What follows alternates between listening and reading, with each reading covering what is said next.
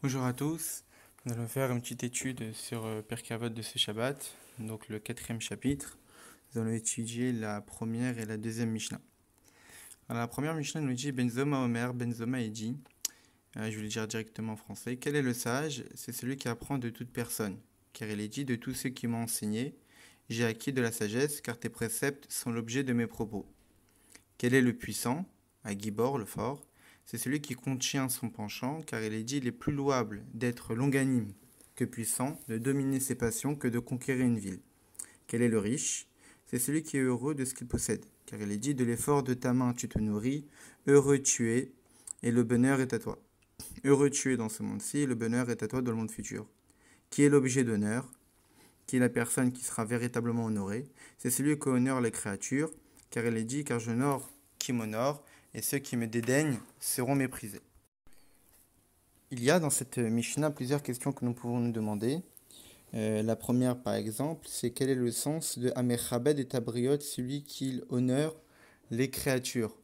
Pourquoi précisément les créatures? Pourquoi ce terme de créature en particulier? Deuxièmement, pour quelle raison, à la fin du verset, il rapporte aussi Kedote Chasichali? A priori, dans le premier enseignement, Benzoma nous dit quel est le sage, celui qui apprend de toute personne. Donc il aurait été suffisant de juste de rapporter Mikol Melamda Yiskalchi. De tous ceux qui m'ont enseigné, j'ai acquis de la sagesse. Point. Car de ces versets, on voit bien que celui qui est sage, celui qui apprend de tout homme. Pourquoi rapporter Kedvote Chasichali? Car ton témoignage, car tes préceptes, tes témoignages sont l'objet de mes propos. Quel est le lien avec ici l'enseignement? Et aussi à la fin du verset concernant celui qui est honoré, au Bozi Ikalu, Boza Ikalu, signifie que ceux qui me dédaignent sont méprisés. Ici, il voulait juste enseigner que qui est celui qui est honoré, c'est celui qui honore les créatures. Donc il suffisait juste de rapporter qu'il est Chabda Yachabed, car j'honore qui m'honore. Mais pour quelle raison avoir rapporté aussi à la fin du verset? Alors, quelle explication de cette Mishnah? L'une des explications que le rabbi nous donne, c'est qu'ici le Tana, Benzoma, nous structure et définit les notions de Chacham, donc le sage, Gibor, le fort, Achir, le riche, Mchubat, qui est honoré, complètement contraire à l'explication simple qu'on a normalement de ces adjectifs. Le sage, normalement, c'est qui? C'est la personne qui regarde toute chose avec un regard profond et transcendant. Il voit en chaque chose sa plénitude, et donc il définit à travers son regard intelligent les défauts et aussi les qualités de chaque objet. Comme c'est marqué, qu'avec sagesse, je vais discerner. C'est-à-dire que la sagesse est source de discernement qui nous permet en fait de définir en chaque chose ce qui est bonne dedans, ce qui est bon dedans et ce qui n'est pas bon dedans. Il se trouve donc qu'un homme, un sage, un homme chacham, n'est pas capable d'apprendre de tout homme. Pourquoi? Parce que lorsqu'il regarde chaque chose, en fait, il discernera en chaque chose, en chaque être, ce qui est bon et ce qui n'est pas bon. Et donc, vu qu'il aura discerné en toute personne à la fois ses qualités, mais y compris ses défauts, les plus grands défauts que la personne peut avoir en lui, et donc il va commencer à argumenter comment je peux apprendre d'un tel homme qui est rempli d'autant de défauts. Car c'est cela la définition d'un homme sage. C'est celui qui cherche la vérité et donc qui essaie de définir tout ce qui l'entoure. À la fois les objets, à la fois la nature, et y compris aussi les personnes, son entourage. Et donc ça que nous dit ici Benzoma, c'est que même si le sage, eh bien, il cherche, a priori, il semblerait une vérité en définissant chaque être qui l'entoure avec ses défauts, y compris ses qualités. Mais à Chacham Amici, le vrai sage, c'est celui qui apprend de tout homme malgré cela. C'est ce qui rapporte le verset. Mikol melamda yiskalchi. Tout ce qui m'ont enseigné, j'ai appris, j'ai acquis des connaissances. Car tes préceptes ont été l'objet de mes propos. C'est-à-dire quoi? Chaque juif est un témoin. Témoin de quoi? Chaque juif est le témoin de l'existence même de Dieu. Comme il est marqué dans le verset, Vatem et Daini ou Machem. Vous, les bénis Israël, vous êtes mes témoins. Et donc, lorsque le Chacham, le sage, regardera chaque juif comme étant le témoin, comme étant la preuve même, le témoignage de l'existence même de Dieu, alors il pourra apprendre de lui, sans mettre de l'importance à ses défauts, à ses bassesses qu'il pourra avoir, car chaque juif est un témoin de l'existence même de Dieu. Et donc c'est pour cette raison qu'il était nécessaire de rapporter ces versets. Car comment je peux, comment je peux arriver à apprendre de tout homme? parce que j'ai pris conscience qu'il devait être que j'ai pris conscience que chaque juif était un aide, était un témoin de l'existence même de Dieu. Que malgré tous les défauts qu'on pourrait avoir en nous-mêmes, on reste des bénis Israël. Et en tant que bénis Israël, nous sommes les témoins même de Dieu. Et lorsqu'on est témoin de Dieu, lorsqu'on est source de justification de l'existence même de l'être suprême qu'Akadosh Baruch Hu, il est évident que tout être qui a ce mérite d'être le témoin de Dieu peut être source d'enseignement. Le Gibor, le fort, sa définition normalement, c'est quoi? C'est que c'est quelqu'un qui a énormément de force vitale, concrète, dévoilée, qui est exprimée et qui montre sa force aux yeux de tous. Mais lorsque la force est juste en potentiel, là on ne peut pas appeler ça quelqu'un qui est fort. Quand est-ce qu'on définit qu'une personne est forte? Lorsqu'on le voit. Il a prouvé sa force en faisant des œuvres extraordinaires. Mais quelqu'un, on ne pourrait pas définir une personne comme étant forte à partir du moment où on n'a pas eu de preuve à cette force-là. Et c'est ça ici que le Tana vient nous enseigner, c'est qu'au contraire, Agibor Amici, le véritable homme fort, c'est celui qui a Kovesh Itzro. C'est celui qui littéralement a conquis son penchant. Ici, on ne veut pas forcément parler de Yetzirara, de mauvais penchant, mais de tout penchant, toute orientation, c'est-à-dire toute la nature de l'homme. Ici, c'est quoi l'enseignement? Qui est fort? C'est celui qui a conquis et qui retient sa nature, Teva Agvura, la nature de la force. C'est quoi la nature de la force? C'est l'expression même de soi. Et c'est ça en fait la force véritable. Car la capacité de se retirer, la capacité de se retenir et de limiter est beaucoup plus grande que la capacité d'exprimer. Car si la capacité d'exprimer était plus forte de la retenue, jamais on n'aurait été capable de se retenir. Mais vu que la retenue a la capacité justement d'annuler l'expression, ça prouve qu'elle est d'autant plus forte. Donc c'est ça ici ce que veut nous enseigner Benzoma, c'est qui est fort, Akovesh et Shisro, celui qui a conquis ses penchants. C'est-à-dire que la véritable force n'est pas forcément dans l'expression, lorsque quelqu'un montre qui il est. Non. La force, c'est lorsque tu es capable, même en sachant qui tu es, tes capacités, tes émotions, tes caractères, ce qui te définit, et bien malgré cela, tu es capable aussi de te retenir en fonction des situations où tu auras jugé qu'il n'était pas nécessaire ici d'agir. Et c'est ça la plus grande des forces, c'est qu'on est capable de se retenir et de ne pas forcément être tout le temps dans une situation d'expression. Le riche, de manière naturelle, c'est quelqu'un qui ne suffit pas de ce qu'il a. Car comme c'est marqué dans l'enseignement de nos maîtres, Mi Sheshloman Erotsemateim, quelqu'un qui a 100, il vaudra toujours 200. Et ici, le Tana Benzoma ici va nous enseigner quelque chose. Le véritable riche a sa mère Bechelko, celui qui est heureux de sa part. Et donc, de facto, il aura forcément une tranquillité d'esprit. Car car il ne va pas souffrir de toujours poursuivre et toujours essayer d'obtenir plus et encore plus que ce qu'il n'a déjà. Alors qu'une personne qui se suffit de ce qu'il a, eh bien il sera tranquille dans sa tête, il sera tranquille dans sa vie, il aura une vie paisible. Et donc ça la véritable richesse, c'est de se suffire de ce qu'on a. Mais Khoubad, une personne qui est honorée, bien, généralement, c'est quoi une personne qui est honorée, qui reçoit les honneurs de son entourage? C'est forcément une personne qui a du mérite, qui a des qualités extraordinaires, qui est du fait de ces qualités-là, qu'il a mérité de recevoir ces honneurs-là. Et donc, il se voit en soi-même comme étant une personne méritante de recevoir ces honneurs. De ce fait, eh bien, il ne pourra pas honorer les créatures. Ici, c'est quoi les créatures? Des créatures, globalement parlant. Et étant donné que personne reconnaît et voit que normalement les honneurs et le respect ne sont obtenus par une personne qu'à partir du moment où il le mérite, où il a des qualités, où il a une certaine grandeur qui fait que son entourage vont le respecter, alors comment une personne pareille pourrait honorer même les personnes qui n'ont pas forcément de qualités particulières? Et la seule qualité qu'ils auraient, ce serait d'être briottes, les créatures même de Dieu. Et bien ici, en fait, Benzoma nous enseigne au contraire. Mais Choubad Amici, une véritable personne qui va être honorée, c'est un homme qui va honorer toutes les créatures. Pourquoi? On le sait. C'est marqué. Car ceux qui m'honorent, j'honorerai. Akadosh Baruch Hu, c'est quoi? C'est Melech HaKavod. C'est le véritable roi, le véritable être, et voire même le seul être qui mérite tous les honneurs. Le véritable être respecté. Et malgré cela, qu'est-ce qu'il dit Dieu? Dieu va quand même honorer ceux qui l'honorent. Qui honore Dieu? Toutes les créatures. Car qu'est-ce qui est marqué dans l'enseignement de nos maîtres, dans Pirkei Avot même? Tout ce que Dieu a créé dans son monde, L'obrao la lirvodo, il ne l'a créé que pour son honneur. C'est-à-dire que toute la création respecte Dieu. Toute la création exprime un certain honneur envers Akadosh Baruch Hu. Pour quelle raison? En tant que créature.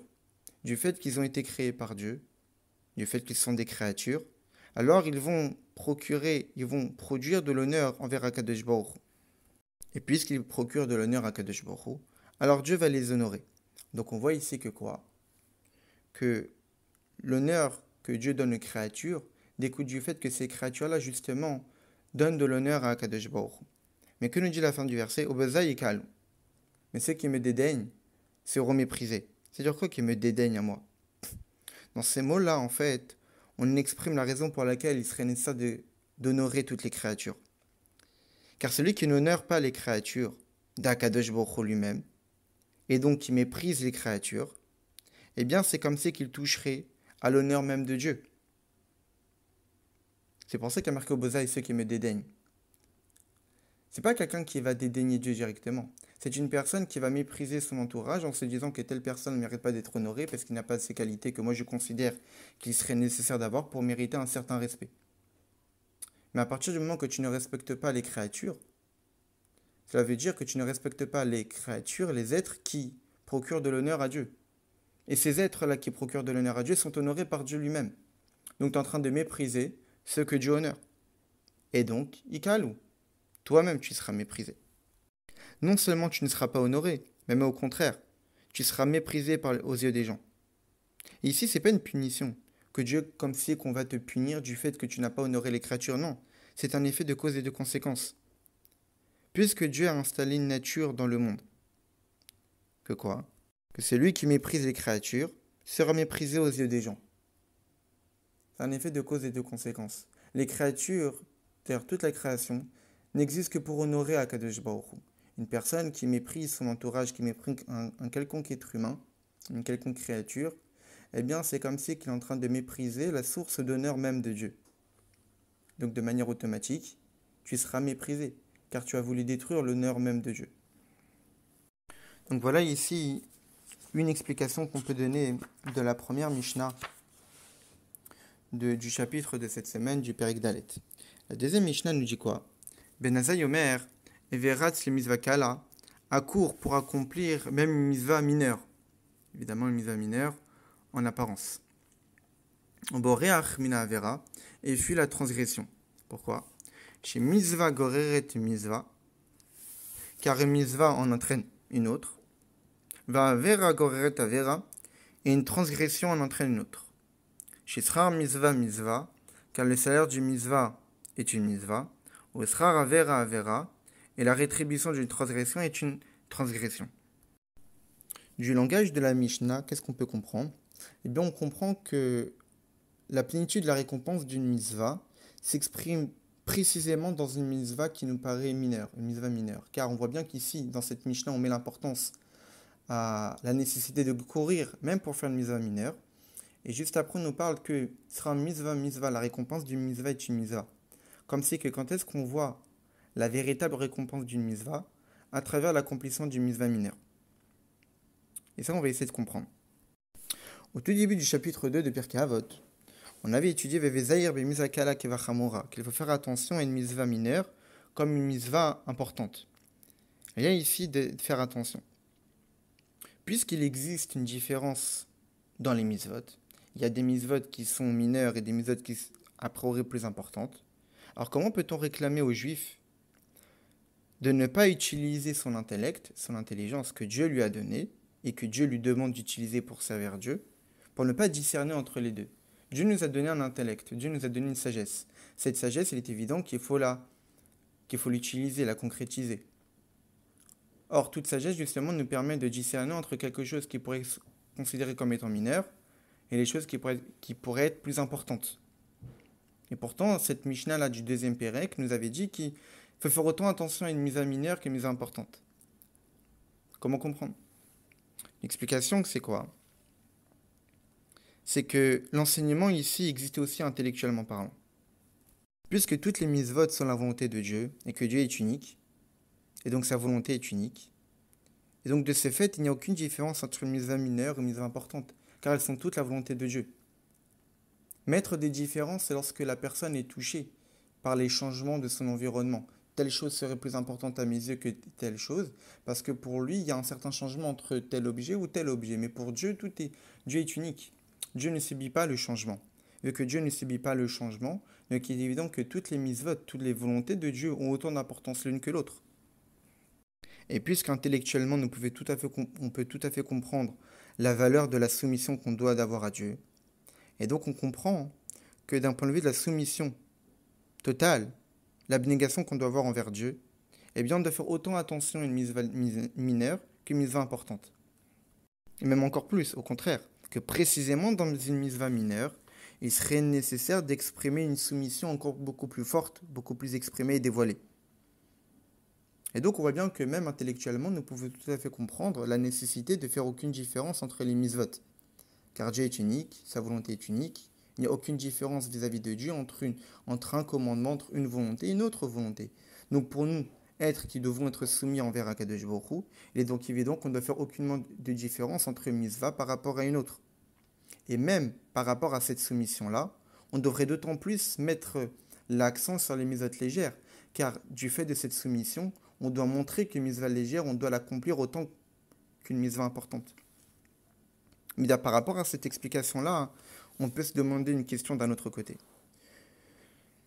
Vu que le juif a compris que dans une mitzvah mineure, il y a justement la particularité de la soumission. Quand est-ce qu'on montre véritablement qu'on est soumis à Dieu?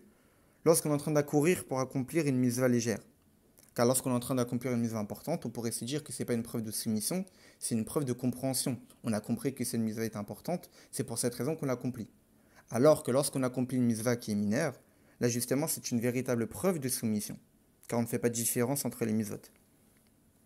Et puisqu'on, comme on vient de le dire, même intellectuellement parlant, il n'y a pas de différence entre une mitzvah légère, mineure et mitzvah importante, pour quelle raison on a besoin d'un ordre particulier? Fais attention, autant mitzvah mineure que mitzvah importante. Si de toutes les manières c'est logique. Une ordonnance d'une Mishnah, c'est pour nous enseigner quelque chose que de manière naturelle, on n'aurait pas tendance à penser. Mais vu que c'est logique par rapport à ce qu'on vient d'expliquer, c'est tout à fait logique, et compris intellectuellement parlant, qu'une mitzvah et une autre mitzvah se doit d'être accomplie de la même manière. On ne doit pas mettre plus d'importance à l'une par rapport à l'autre, car du fait que Dieu est unique, et donc ses volontés aussi sont uniques. Et donc en fait la réponse qu'on peut donner ici est très précise et très fine. C'est quoi l'idée? La plénitude, le véritable service de Dieu, se basant sur une soumission, ce n'est pas lorsque cette soumission-là, on a compris la grandeur de cette soumission. C'est-à-dire, car là c'est plus une soumission. Une personne qui a compris la valeur d'être soumis à Dieu, cette soumission n'est plus une véritable soumission, c'est une marque de compréhension. La véritable soumission, c'est sans aucun calcul. Ce n'est pas parce que j'ai réfléchi et que je suis arrivé à la conclusion qu'il était nécessaire d'être soumis à Dieu, alors je vais être soumis. Ici, cette soumission n'est pas une véritable soumission. Une soumission, par définition, c'est lorsqu'on va contre notre pensée. Mais si notre pensée nous a permis d'arriver à la conclusion qu'il était nécessaire d'être soumis, ce n'est plus une véritable soumission. Kabbalatot amichit, la véritable soumission à Dieu, c'est lorsqu'elle ne dépend d'aucun calcul. Ol malchut shamayim, je serai totalement soumis à la royauté de Dieu. Et donc, quand est-ce que je peux obtenir une véritable soumission à Dieu? C'est lorsque le juif a compris, a réfléchi qu'il y a eu des différences entre les mitzvot, qu'il y a eu des mitzvot mineures et des mitzvot plus importantes, et que d'après ma réflexion basée sur la Torah, je peux retrouver des raisons de repousser pendant un certain moment l'accomplissement d'une mitzvah mineure, parce que j'ai compris qu'elle était mineure par rapport à d'autres. Mais malgré cette compréhension-là, je vais quand même accomplir cette mitzvah mineure par soumission. De manière, tu dois faire autant attention à une mitzvah légère qu'une mitzvah importante. Y compris aussi avec l'ordonnance de El Ma'avirin el Mitzvot, qu'on ne doit pas laisser passer une mitzvah, même une mitzvah mineure. Non pas parce qu'on a compris qu'une mitzvah mineure est identique à une mitzvah importante, non. Mais parce que c'est la volonté même de Dieu qui a voulu que c'est ainsi qu'on se doit de se comporter. Et donc c'est cela en fait la véritable abnégation à Akadosh Baruch Hu. le véritable don de soi à Dieu, c'est qu'en même temps que je vais utiliser mon intelligence, ma réflexion, pour comprendre que oui, il y a des différences entre les mitzvot, il y a des mitzvot mineures et des mitzvot plus importantes. Et justement, du fait que j'ai compris cela, qu'il y a une hiérarchie dans les mitzvot, et bien malgré cela, je vais quand même accomplir toutes les mitzvot de la même manière, parce que Kabbalatol, parce que je suis soumis à lui. Et lorsqu'un juif agit de la sorte, alors il attache toute son existence à Dieu. Car déjà, rien que par sa compréhension, il a permis que la mitzvah mineure qu'il va accomplir lui permet d'arriver à une totale soumission et abnégation à Dieu. Car du fait que j'avais compris qu'il y a une hiérarchie, alors ça va me permettre de pouvoir me soumettre, de soumettre ma logique que j'ai acquis ainsi, et exprimer une totale soumission à Dieu que malgré ce que j'ai compris, je vais quand même accomplir toutes les mitzvahs de la même manière. Et donc c'est ça la véritable grandeur et la plénitude que l'homme peut atteindre.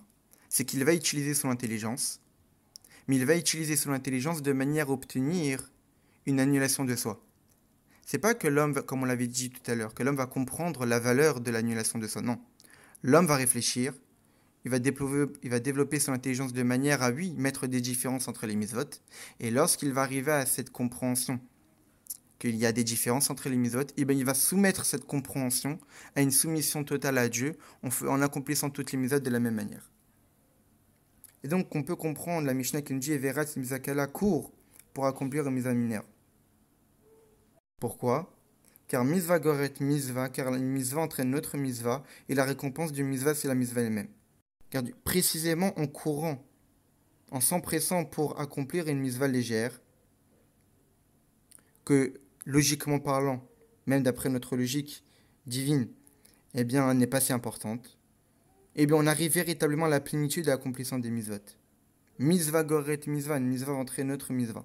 Même plus que cela, la récompense du mitzvah et la mitzvah elle-même. Au point d'arriver à la plénitude même de la récompense du mitzvah, qui est Bikyuma Mizot la Chilavuk, c'est lorsqu'on accomplira les mitzvot lors de l'année du Mashiach.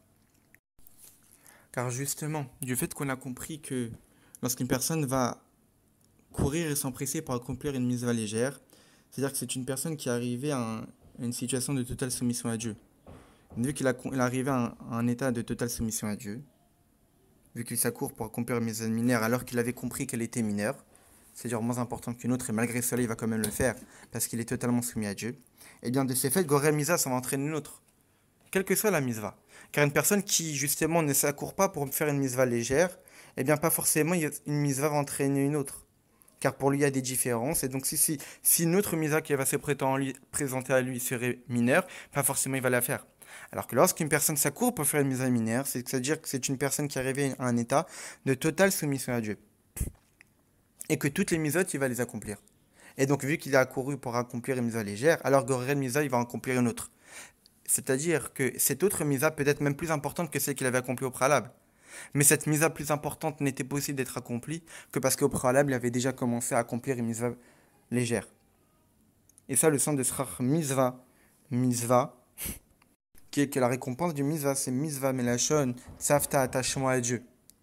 Comment je peux arriver à un véritable attachement à Dieu? Parce que justement, j'ai accouru pour faire une mitzvah légère.